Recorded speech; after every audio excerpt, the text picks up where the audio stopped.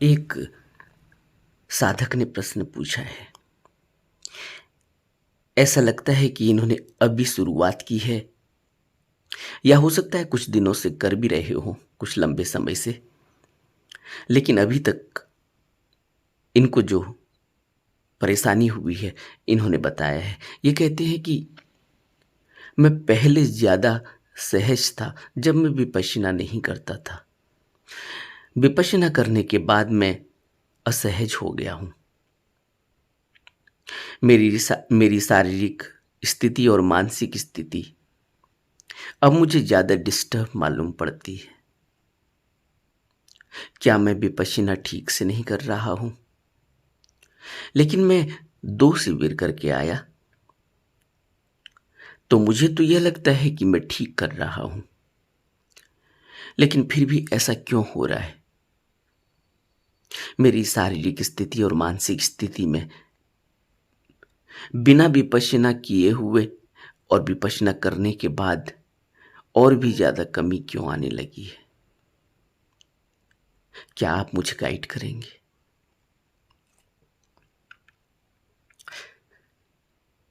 अब प्रश्न से तो ऐसा मालूम होता है कि सहज नहीं हो रहा है। ध्यान सहज अवस्था है। ध्यान करना सहज होना चाहिए। उसमें जब भी असहजता आ जाएगी, जब भी ध्यान बाय फोर्स किया जाएगा, जब भी ध्यान मजबूरी में किया जाएगा, जब भी ध्यान में ताकत लगाई जाएगी। कौन सी ताकत? ताकत इस तरह की कि स्ट्रेस लिया गया है। ताकत इस तरह की जहाँ पर बहुत ज़्यादा मानसिक प्रेशर लगाया गया है। ताकत ऐसी कि जहाँ पर शरीर साथ नहीं दे रहा है, लेकिन फिर भी हम जबरदस्ती बैठे हुए हैं। मन साथ नहीं दे रहा है, फिर भी जबरदस्ती बैठे हुए हैं। हालांकि शुरुआत में करना तो ऐसा ही होता है, लेकिन एक करने का तरीका होता है।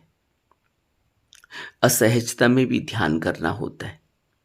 सहज एकदम से नहीं हो जाता कि आप बैठे और ध्यान सहज हो गया।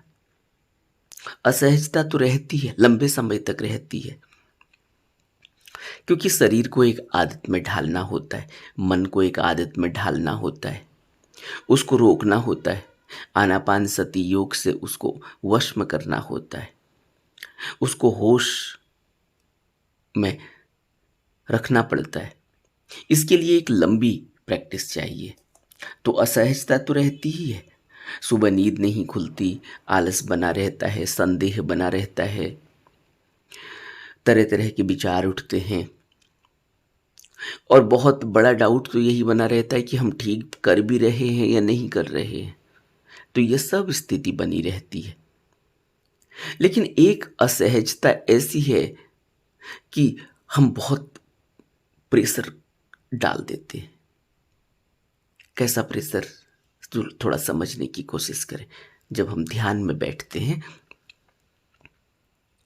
अगर माथे पर प्रेशर डाल दिया, आती जाती सांस को सहज अवस्था में देखना होता है। सहज कैसा? जैसे आप नींद में जाने के लिए आंखें बंद करते हैं। कैसे आंखें बंद करते हैं? उसमें आंखों में कोई प्रेशर थोड़ी होता है कि जोर से आंखों को मूंद रहे हैं। ऐसा तो नहीं करते ना। हम बिस्तर में लेट जाते हैं, आंखें बंद हो जाती हैं। एक नेचुरल रिदम है शरीर का। लेकिन जब हम ध्यान करते हैं, आंखों को जबरदस्ती बंद करते हैं, जोर लग जाता है, आंखों में प्रेशर आ जाता है, असहज हो जाता है सब कुछ। जबकि होना यह चाहिए कि जब हम ध्यान करने बैठें, आंखें बंद करें अगर, तो वो आंखें ऐसे ही बंद होनी चाहिए जैसे हम सोते समय आंखें बंद करते हैं। बिल्कुल सहज, कोई प्रेशर नहीं, कोई दबाव नहीं माथे पर। कोई दबाव नहीं आंखों पर, इस तरह से। तो जैसे ही यह असहजता आ जाती है, थोड़ी देर में माथे में दर्द होना शुरू हो जाता है, थोड़ी देर में सर में वाइब्रेशन सी होने लग जाती है, आंखों में प्रेशर पड़ता है, आंखों में भारीपन आ जाता है, खिंचाव हो जाता है, असहज हो जाता है। दूसरी तरह से देखें कि जब हम ध्यान के लिए बैठते हैं, आंखें बंद करते हैं, मन को रोकते हैं, मन को आनापान सती में लगाते हैं, टिका कर रखते हैं, तो एक नेचुरल प्रेशर बिल्डअप होता है। जैसे ही आप सांसों में ध्यान केंद्रित करेंगे, मन को टिकाएंगे, एक नेचुरल प्रेशर बिल्डअप होगा। वो नेचुरल प्रेशर क्या है?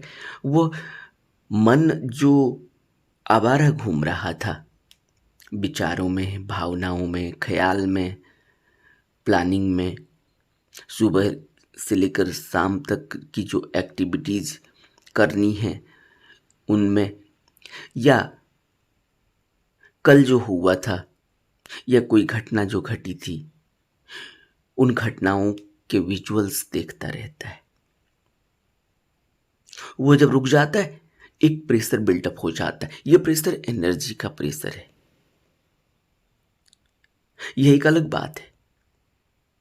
यह एनर्जी का प्रेशर है, क्योंकि एनर्जी जो माइंड ले रहा था, यूज कर रहा था इन सब बातों को करने में, इन सब एक्टिविटीज़ को करने में, माइंड एनर्जी लेता है और हम उसमें खोए रहते हैं, शरीर चलता रहता है। जब ये एनर्जी रुक जाती है, एक प्रेशर बिल्टअप होता है। ये जो प्रेशर बिल्टअप होता है, इसकी वजह से आपको भारीपन महसूस होगा। अब यह भारीपन आपको कहाँ कहाँ महसूस होगा? यह भारीपन आपको उस हर एनर्जी के पॉइंट पर महसूस होगा जो एनर्जी के पॉइंट से एनर्जी रिलीज होती है। आप जब बैठे हुए हैं तो आपके दोनों बटक्स के बीच में जो पॉइंट है, उसे गुदा चक्र कहते हैं। वहां प्रेशर बनता है, इसीलिए आदमी सीधा सजग बैठता है। सीधा सजग बैठने के लिए इसीलिए कहा गया है कि आपको सीधा बैठना है। रीढ़ की हड्डी आपकी सीधी होनी चाहिए, कमर सीधी होनी चाहिए, यानी दोनों बटक्स के बीच में, दोनों हिप्स के बीच में सेंटर जो पॉइंट है आपका, जिसे गुदा चक्र कहते हैं, वहां प्रेशर बनता है, क्योंकि वहां दबाव बढ़ता है। वहां प्रेशर से उस एनर्जी का प्रेशर आपको महसूस होगा। ऊपर उठते हैं,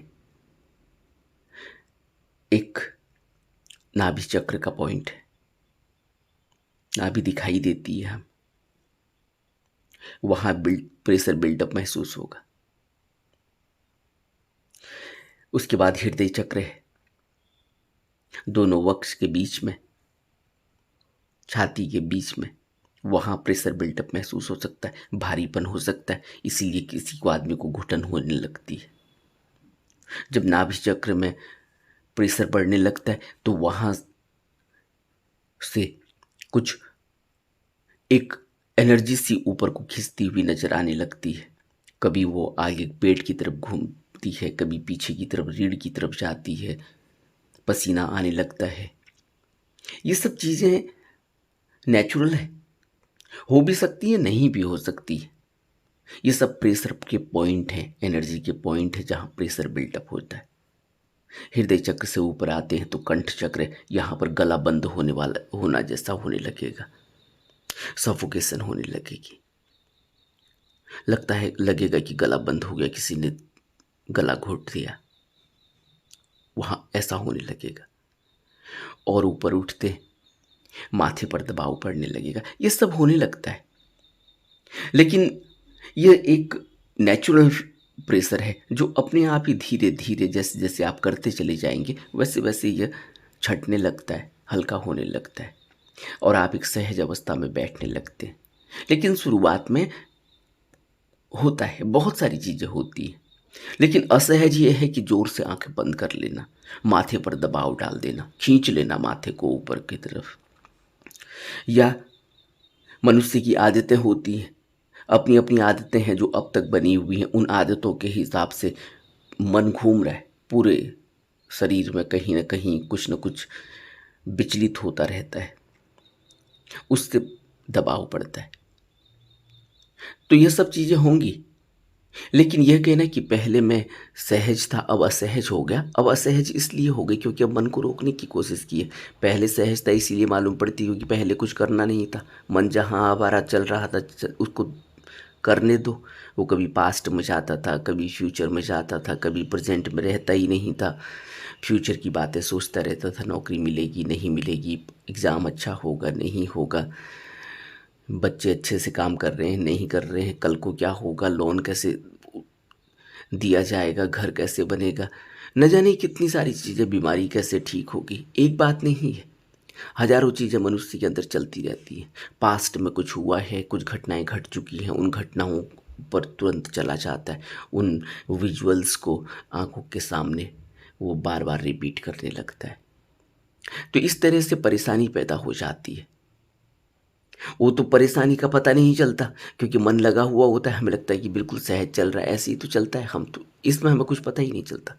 लेकिन ये जब सब रुकने लगता है और आप ध्यान केंद्रित करने लगते हो सांसों में, तो परेशानी होने लगती है, असहज होने लगता है।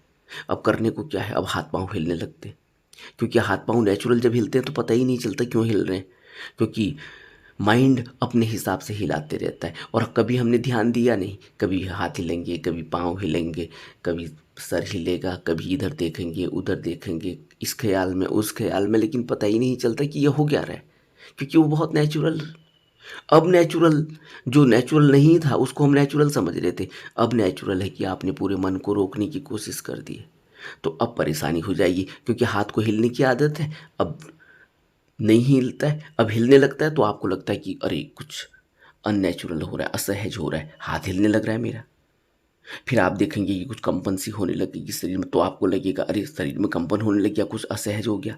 जबकि हकीकत ये थी कि कंपन तो शरीर में हमेशा ही हो रहा था, क्योंकि वो इतना सहज था आपके लिए, क्योंकि मन अपने हिसाब से घुमाते रहता है, चलाते रहता है, हाथ पांव हिलाते रहता है, न चाहते हुए भी शरीर वहीं बैठा हुआ है, उसके बावजूद भी उसमें उसकी दौड़ चल रही है। लेकिन इन सब बातों को मन नहीं देख पाता उस समय, क्योंकि वो उस समय तो एक रिदम में होता है। लेकिन अब जब से ध्यान कर रहे होते हैं, सब चीज़ें रुक जाती हैं, तो लगता है कि शरीर में कंपन हो रहा है, लगता है कि सांसें बहुत तेज से चल रही हैं, लगता है कि आंखों से आंसू आ रहे हैं, लगता है कि शरीर बहुत गर्म हो रहा है, बुखार आ गया। ये सब बातें जो हैं, ये मन जब, जिसको हम सहज कह रहे हैं अब तक, वो इस तरह से सहज अवस्था में चल रहा होता है तो पता ही नहीं चलता। ऑटोमेटिक देखा आपने रूटीन अपने सुबह का, आप उठते हैं सुबह 6 बजे, 6 बजे से लेकर 9 कब बज जाते हैं, कब 8 बज जाते हैं, आपको पता ही नहीं चलता। सुबह उन 2 घंटों में 3 घंटों में आपको कितनी तैयारी करनी होती है ऑफिस के लिए, और उसमें कितने काम करने होते हैं, पता ही नहीं चलता। वो एकदम ऐसे चल रहे हैं जैसे एक मैकेनिक्स की तरह, एक जैसे उसमें कुछ नहीं करना है, वो एक स्टीरियो टाइप चल रहे होते हैं, ऑटो पायलट मोड में चल रहे होते हैं। आपको पता ही नहीं चलता कब आप किचन में पहुंच गए, कब आपने लंच पैक अपना कर लिया है, कब आपने उसको टिफ़िन देख लिया, टिफ़िन खोला, साफ़ है नहीं है, ये है वो है, वो सब कुछ आप देखेंगे कि वो एकदम ही ऑटो पायलट मोड में चल रहा है। कैसे कब आपने उसको बैग में रख लिया, बैग बंद कर दिया, चेन बंद कर दिया, आपको कुछ भी पता नहीं है। इतनी विस्मृति में मनुष्य जी रहा होता है, बिल्कुल ऑटो पायलट में, जैसे खिलौना चलता है उसमें चाबी भर दी जाती है। इस तरह से हम नहाने जाते हैं, अपना अपनी अपना पहनने के कपड़े ले जाते हैं, टॉवल्स ले जाते हैं, शैम्पू ले जाते हैं, रखा हुआ है वहाँ, उसको उठाते हैं, निकालते हैं, साबुन निकालते हैं, सब कुछ करते हैं, नहाते हैं अच्छे से, वॉशर शावर चलाते हैं, टैप चलाते हैं, सब कुछ करते हैं, सेब बनाते हैं। लेकिन सब कुछ ही ऐसे ऑटो पायलट चल रहा होता है, ब्रश करते हैं, लेकिन सब ऑटो पायलट में। थोड़ी देर में कोई, जैसे जैसे आदमी बुजुर्ग हो जाता है तो आपने देखा होगा वो उसी समय काम कर कर चुका होगा, उसी समय थोड़ी फिर आपसे पूछ लेगा कि मैंने ये किया या नहीं किया। चाय तो आज पिलाई ही नहीं कह देगा वो, अभी 10 मिनट पहले चाय पी होगी भला। तो बुजुर्गी में फिर ऐसी हालत होने लगती है। ये सब ऑटो पायलट मोड जो पूरी ज़िंदगी चल रहे होते हैं, बाद में बुढ़ापे में खाना खा लिया होगा, वो कहेगा आज तो नाश्ता किया ही नहीं अब तक, पता नहीं कि नाश्ता ही नहीं दे रहे, पता ही नहीं चलता। ऐसी स्थिति हो जाती है। बुढ़ापे में ये सब पता चलता है, जब दूसरे को पता चलता है ये सब चीज़ें, जब वो इसको व्यक्त करता है कि चाय ही नहीं पी आज, और जबकि मालूम पड़ा कि चाय का कप तो अभी यहीं रखा है, पी हुई थी अभी। तो जब ये बुढ़ापे में व्यक्ति करता है वो, तो जिस तब आदमी को पता, दूसरों को पता चलता है कि तब वो कहती है कि अरे इनकी तो याददाश्त चली गई। लेकिन हकीकत क्या है कि याददाश्त तो पहले से ही गई थी, जवानी में भी गई थी। लेकिन हम कभी इस बात को कहते ही नहीं कि याददाश्त चली गई। अब उसको हम कहते हैं कि सब काम तो प्रॉपर चल रहे हैं। तो पता ही नहीं चलता कि कब हम सुबह उठते हैं, उठने के बाद कितने हमने काम कर लिए, अखबार भी पढ़ लिया, सब कुछ कर लिया, याद भी है कि अखबार में क्या हेडलाइन आई है।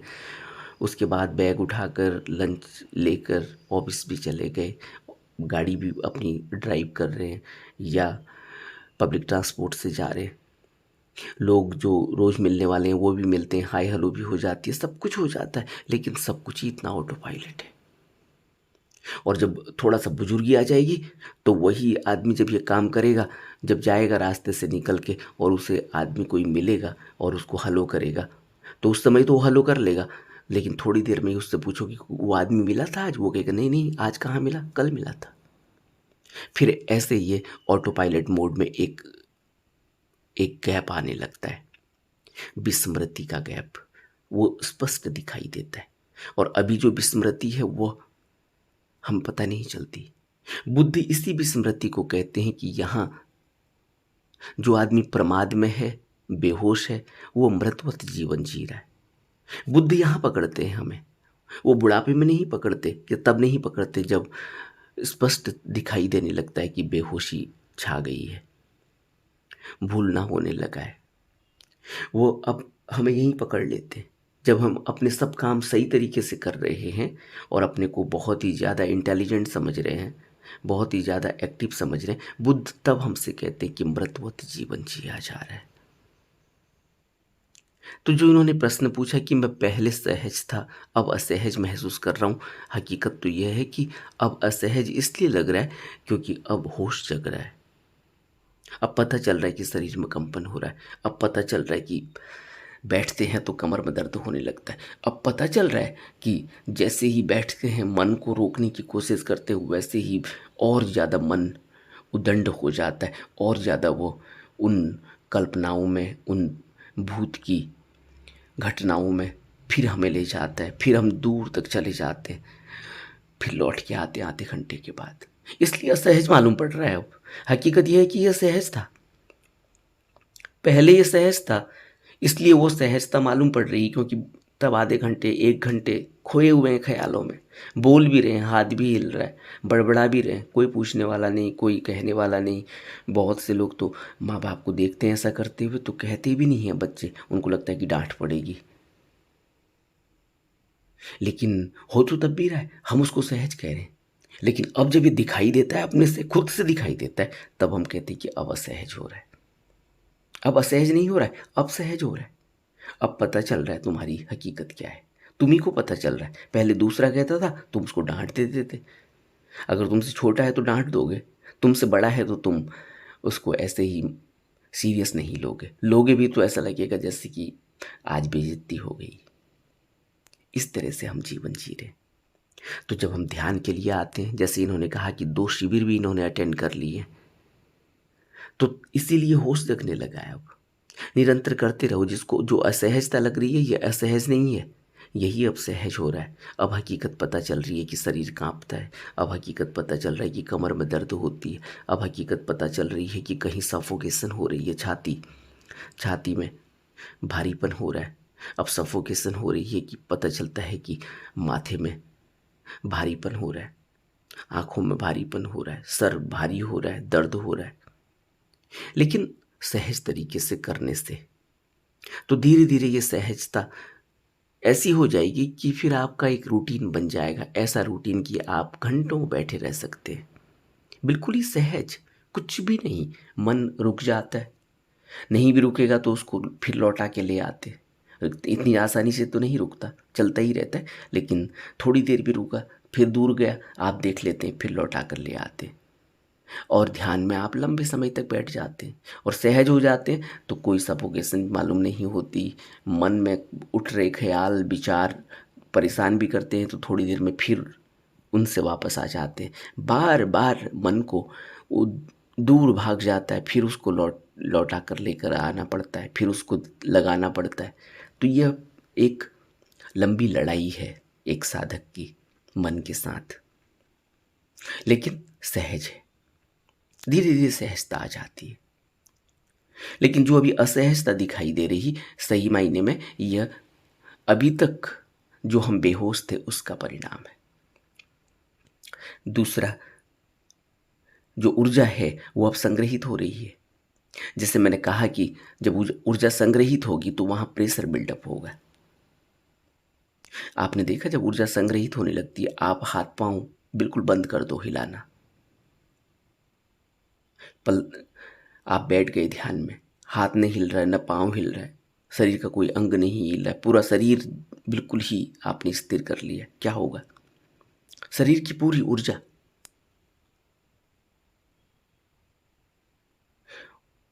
ऊर्जा संग्रहित होने लगी है।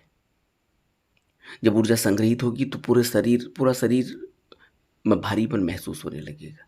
तो यही होता है ना जब हम ध्यान करते हैं, पूरा शरीर में भारीपन सा हो जाता है, क्योंकि शरीर जाम हो जाता है, अब कोई एक्टिविटीज हो ही नहीं रही। लेकिन थोड़ी देर में जब आप मन को केंद्रित कर लेते हैं, तो शरीर से आपका संपर्क, जो शरीर सिग्नल दे रहा है अब आपको कि भारीपन हो रहा है, तो कमर में दर्द हो रहा है, पाँव में चिंटी सी काट रही हैं, पाँव सोने लगे हैं, ये जो भी ऐसी बातें हैं, ये धीरे धीरे गायब होने लगती हैं। शरीर का होश ही नहीं लगता, घंटों बैठ जाते हैं आप। जो लंबी साधना कर रहे होते हैं उनसे मिलो तो पता चलेगा, उनके साथ कभी बैठने की कोशिश करो तो पता चलेगा कि अति सहज अवस्था है ध्यान। लेकिन उतना वक्त आज किसी के पास होता नहीं। थोड़ा वक्त निकालते हैं सुबह, एक तो सुबह उठने में देर हो जाती है, क्योंकि पूरे दिन मन इतना चलता है, मन को इतना हम लगा देते हैं कामकाज में, विचारों में, भावनाओं में, कि वो थक हार के सो जाता है। किसी थक हार के शरीर गिरता है, मन भी दूसरी अवस्था में चला जाता है, हमें लगता है कि हमें नींद आ गई, उठते हैं, उठ नहीं पाते क्योंकि इतना आलस घेर लेता है। किसी तरह से उठते हैं, फिर हड़बड़ी में ध्यान करते हैं। जब हड़बड़ी में ध्यान करेंगे तो फिर ऐसा ही होगा, असहज मालूम पड़ने लगेगा। जबकि ध्यान में कुछ करना थोड़ी होता है, ध्यान बिल्कुल ही सहज होता है। और ध्यान ध्यान बिल्कुल तसल्ली से किया जाता है। ध्यान में कोई घड़ी थोड़ी देखी जाती है। बहुत से लोग घड़ी लगाकर ध्यान करते, अलार्म लगाकर ध्यान करते। अब ठीक है, जरूरी है, क्योंकि उनको लगता है कि अगर बैठे ही रह गए, क्योंकि उन्हें तुरंत जाना है। अब तुरंत जाना है तो फिर सोचो, मन तो वही रहेगा कि जाना है, इतने बजे तक ध्यान करना है, फिर उठना है। अब वो देखते रहेगा कि इतने बज ही गए होंगे, आधा घंटा हो ही गया होगा, आधे घंटे के बाद ये करना है। अब पहले ही उन्होंने प्लानिंग बना रखी है, अब उसमें वो ध्यान करने की कोशिश करते हैं। लेकिन जब सहजता हो जाती है, आप कोई भी कृत्य करें, कोई भी कृत्य करने पर आप उस कृत्य में ही चले जाते हैं। जब सहजता हो जाती है तो आप कृत्य करते करते, जो भी आपके पास खाली टाइम हो मिलता है कृत्य के बीच में, 1 मिनट, 2 मिनट, 5 मिनट, उसमें आपका ध्यान, आपका मन आपकी सांसों में चला जाता है जो कुदरती चल रही है। और जैसे ही आप अपनी तरफ आपका ध्यान चले जाता है, आपको फिर आंसर भी मिलने लगते हैं, फिर आपको ज्ञान मिलने लगता है। आप जो कृत्य कर रहे थे उसी कृत्य में आपको एक अलग ही अनुभव होगा। वो कृत्य बिल्कुल ही डिवाइन हो जाएगा, वो कृत्य 100% होने लगेगा। उसमें एफिशिएंसी बढ़ने लगेगी। आपके अंदर इतनी वह ख्याल आने लगेंगे जो बहुत ही आपको एनर्जी दे रहे हैं और आपको नई सीख दे रहे हैं। आप जो कंफ्यूज थे अब तक कृत्य को करने में, वो कंफ्यूजन दूर हो गया। तो इसी तरीके से समझो जैसे आप कोई किताब पढ़ रहे हैं, स्टूडेंट किताब पढ़ते हैं, ध्यान नहीं लग रहा होता, मन चारों तरफ भाग रहा होता, पूरी किताब पूरा पन्ना पढ़ देता, उसको पता ही नहीं चलता उसने क्या पढ़ा। कहीं ना कहीं डाउट कन्फ्यूजन रहता ही है कि यार समझ में नहीं आया क्या कहना चाह रहा था, मैं अंडरस्टैंड नहीं कर पाया। फिर पढ़ेगा दोबारा, लेकिन ख्याल कहीं और है, कहीं म्यूजिक में चला गया, कहीं और इवेंट्स में चला गया, वो वहाँ चला गया और वो यहाँ पढ़ रहा है। लेकिन जब पूरी तरह से वो अपने मन को स्थिर करके पढ़ता है, ख्याल और विचारों से हटके रोक कर अपने को पढ़ता है, तो वो जो पन्ना पढ़ता है उसकी समरी बना लेता है तुरंत कि ये इसका जिस्ट है, ये इसका क्रक्स है, ये बात कही गई है। और उसी उसी उससे थोड़ी देर पहले ही उसने वो पूरा पन्ना पढ़ा था, उसके समझ में नहीं आया क्या कहा जा रहा है। क्या हुआ ये कि जैसे ही ध्यान लगा, जैसे ही मन रुका, विचार और भावनाओं से और पास्ट और फ्यूचर से आकर वहाँ रुका, वैसे ही आपको अंदर से ही ये समझ आने लगी कि आपने जो पढ़ा है उसका निचोड़ क्या है। इसी तरह से जब आप कोई कृत्य करते और अपने मन को रोक कर उस कृत्य में ही अपने को पूरी तरह से झोंक देते, तो आपको अपने अंदर से ही उसके आंसर मिलने लगते और वो कृत्य और भी ज़्यादा एफिशिएंट हो जाता है। तो जो उन्होंने प्रश्न पूछा है कि मैं पहले ज़्यादा सहज महसूस करता था, अब असहज महसूस कर रहा हूँ, उसके कारण बहुत सारे हो सकते हैं। अब मैं आपको जानता नहीं, आपके पास्ट को जानता नहीं, आप किस तरह से अपने जीवन से गुजरे हैं, अपनी लाइफ से गुजरे हैं, मुझे नहीं पता। बहुत सारे शारीरिक और मानसिक कारण वैसे भी हो सकते हैं जो आपके पास्ट घटनाओं से जुड़े हुए, उन कारणों से भी होता है।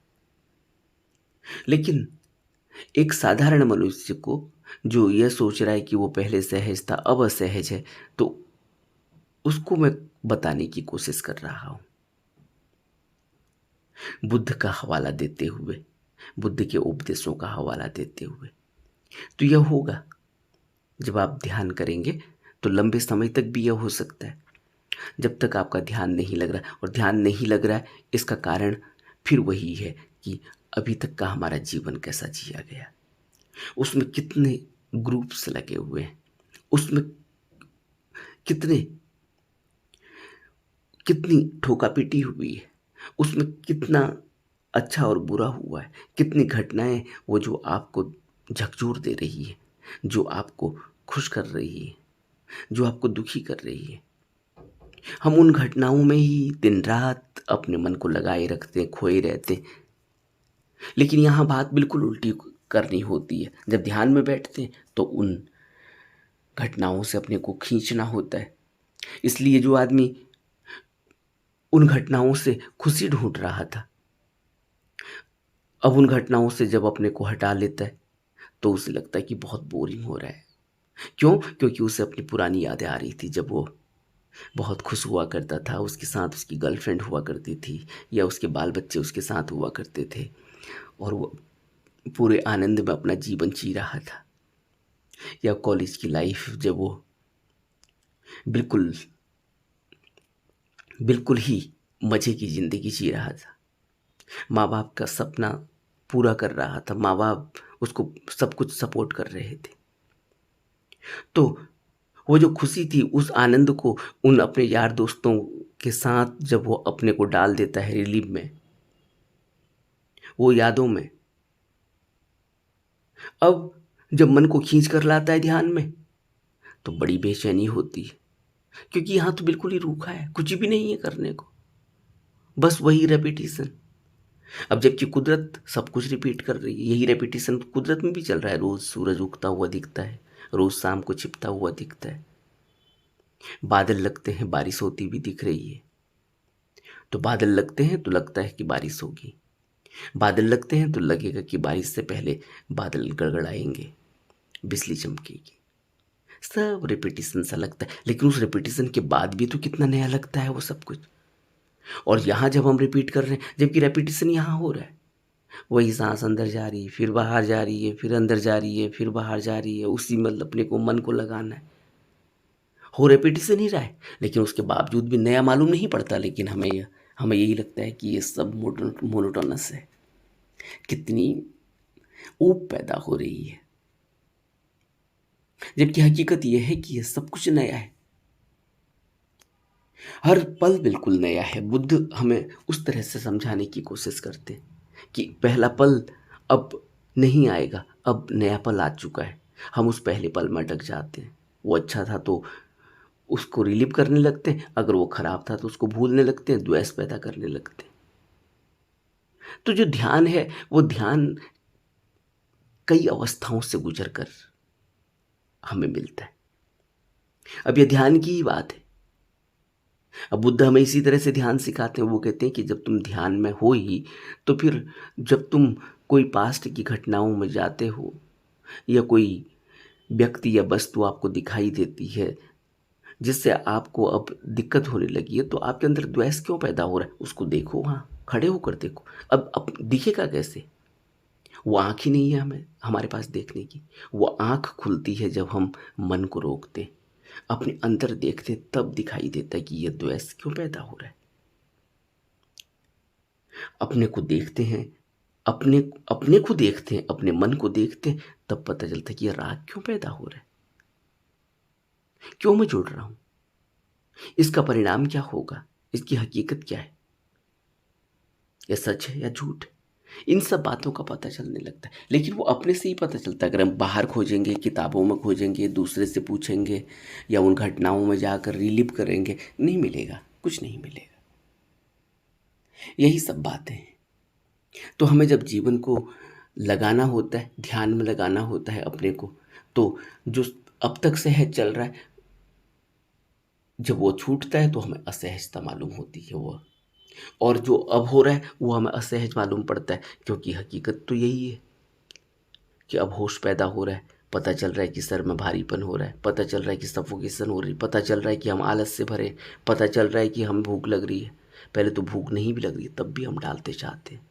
और बुद्ध ने हमें इन सब बातों पर, जो मनुष्य के साथ घटता है, एक जो आता है ध्यान के लिए, जो आता है आध्यात्म की तरफ बढ़ता है, जो बुद्ध की शरण लेता है या बुद्ध के उपदेशों को अपने जीवन में उतारना चाहता है, जो आध्यात्मिक बनना चाहता है, जो धम्म का पालन करना चाहता है, धम्म के रास्ते पर चलना चाहता है, अपने को इस भवबंधन से आज़ाद करना चाहता है, निर्वाण, मुक्ति, मोक्ष पाना चाहता है, उसको ये सब घटेगा। उसको इन सब बातों से गुजरना होगा। बुद्ध हमें इन सब बातों को अपने उपदेशों में बताया करते हैं। इसीलिए तो बुद्धों के इतने उपदेश हैं, इतने धर्म ग्रंथ हैं, इतनी किताबें बनी, संकलन इतना किया गया। लेकिन हम उन बातों को नज़रअंदाज कर देते हैं। हमें सिर्फ एक बात मालूम पड़ती है कि यही सही है, कि चुपचाप ध्यान में बैठ जाओ, आंख बंद कर लो और फिर घूमते रहो विचारों में, भावनाओं में, और फिर बाद में कहो कि बड़ा सहज है, बड़ा मोनोटोनस है, बड़ा ही रूखा है। नहीं होगा। बात इतनी नहीं है। ध्यान करने से पहले यह भी तो देखना होगा कि हमारा पेट, हमने कितना भोजन डाला हुआ उस पेट में। रात में पेट भर के आपने खाना खाया, क्योंकि दिन में तो ऑफिस में रहते हैं, लिमिटेड खाना खाना होता है, जल्दी जल्दी खाना होता है, और सारे व्यंजन भी नहीं होते हैं वहाँ। अब लगता है कि शाम को पेट भर खाना है, सभी लोग यही करते हैं, और पेट भर खाना खाने में देर भी हो जाती है, फिर पेट भर के खाना है, और मन में है ध्यान भी करना है, ध्यान को भी जीवन का अंग बनाना है। अच्छी बात है, शुभ लक्षण है। लेकिन इतना खाना खाने के बाद जो खाना सुबह तक पचता ही नहीं है, जो आलस्य से भर देता है, तो फिर तो उस पर ध्यान कैसे लगेगा। लेकिन मजबूरी, आदमी कहता है कि मजबूरी है, क्या करे, रात में ही तो खाना होता है, दिन में खाते नहीं, नाश्ता बड़ी मुश्किल से कभी करते हैं, कभी नहीं करते, दिन भर काम करते हैं, लंच के टाइम पर थोड़ा बहुत हल्का फुल्का कुछ खा लिया, तो फिर ज़्यादा खाएंगे तो फिर काम भी नहीं किया जा सकता ऑफिस में, आलस आ जाएगा। इसलिए शाम को पेट भर खाना खाते हैं, लेकिन लेट हो जाता है खाना खाने में, और फिर वो खाना पचाने में पूरा शरीर मन लग जाता है। सुबह उठने में दिक्कत होती है, पेट में खाना पचा हुआ नहीं होता। इस भारीपन से हम ध्यान करते हैं, ध्यान लगता नहीं, बड़ी ऊब पैदा होती है, नींद आ जाती है। तो बुद्ध हमसे कहते हैं कि खाने की कितनी आवश्यकता है। अब बुद्ध तो एक अभ्यासी को समझाने की कोशिश करते हैं। बुद्ध हमसे एक रूटीन बनाने को कह रहे हैं। लेकिन बुद्ध यह नहीं कहते कि भिक्षु बन के ही ये सब कुछ होगा। बुद्ध कहते हैं कि एक परिवारजक भी कर सकता है, जो संसार में रह रहा है वो भी कर सकता है। बुद्ध उसके लिए आर्य अष्टांगिक मार्ग देते, मध्य मार्ग देते। अब हम कहते हैं कि भिक्षु ही कर सकता है, हम नहीं कर सकते। और बुद्ध आर्य अष्टांगिक मार्ग में हम कहते नहीं, हमसे कहते कि नहीं तुम भी कर सकते हो। अगर तुम होश में हो, तुम देखोगे कि तुम कितनी बात करते हो, उतनी बात की ज़रूरत है। उन शब्दों का प्रयोग करते हो, उन शब्दों के प्रयोग की ज़रूरत है। इसको बुद्ध सम्यक वाक कह देते हैं। कहते हैं कि सील तुम्हें पालन करना होगा।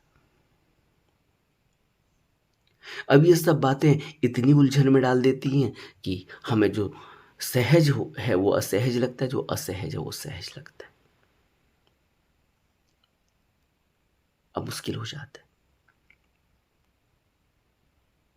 क्योंकि बुद्ध की जो शिक्षा है वो तो अल्टीमेट के लिए ही शिक्षा है।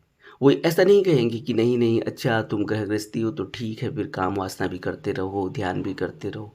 बुद्ध कहेंगे तुम्हें नियम का पालन करना होगा। अब नियमों के पालन में अब ये अपने ऊपर है, अपने विवेक के ऊपर है कि मनुष्य नियमों का पालन कैसे करेगा, शील का पालन कैसे करेगा। लेकिन बुद्ध ये नहीं कहते कि जो आदमी मध्य मार्गी है वो कभी भी निर्वाण को प्राप्त नहीं हो। बुद्ध कहते मध्य मार्ग से भी निर्वाण को प्राप्त किया जा सकता है। इतना हट करने की जरूरत ही नहीं है जितना मैंने किया। लेकिन फिर हम कंफ्यूज हो जाते हैं। मुझे लगता है कि आप मेरी बातों को समझ पा रहे होंगे। नमो बुद्धाय।